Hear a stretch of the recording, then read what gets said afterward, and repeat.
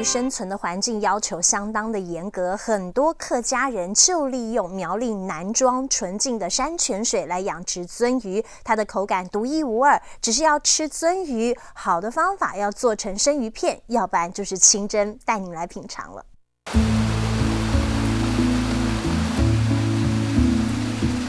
苗栗南庄拥有得天独厚的天然资源，不但少污染，而且水质清澈又甘甜。很多客家人利用纯净的山泉水养殖鳟鱼，肉质鲜嫩无比。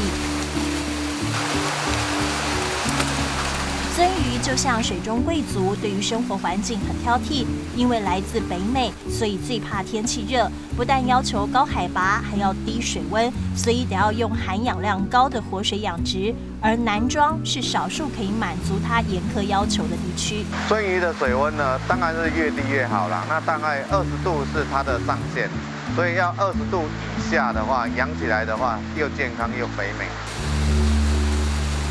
只是要品尝鳟鱼，得要趁新鲜，因为它没有办法冷藏保存，一定要活体料理。鳟鱼对于生存环境就像有洁癖一样，所以它的鱼肉不带菌也不带虫，更没有腥味，清蒸最可口。不用葱花。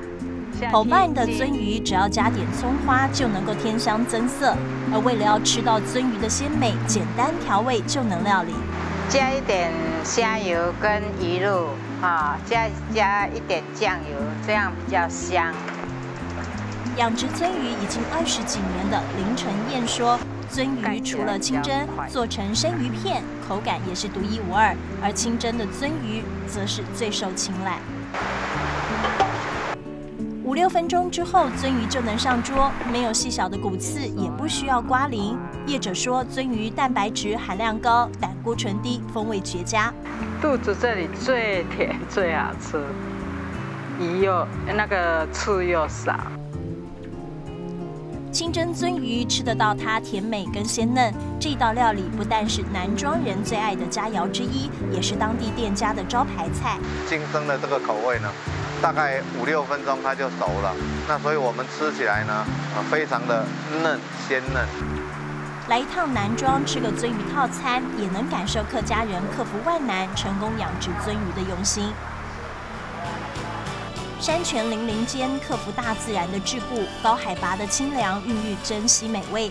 客家子弟用心呵护餐桌上的感动时刻。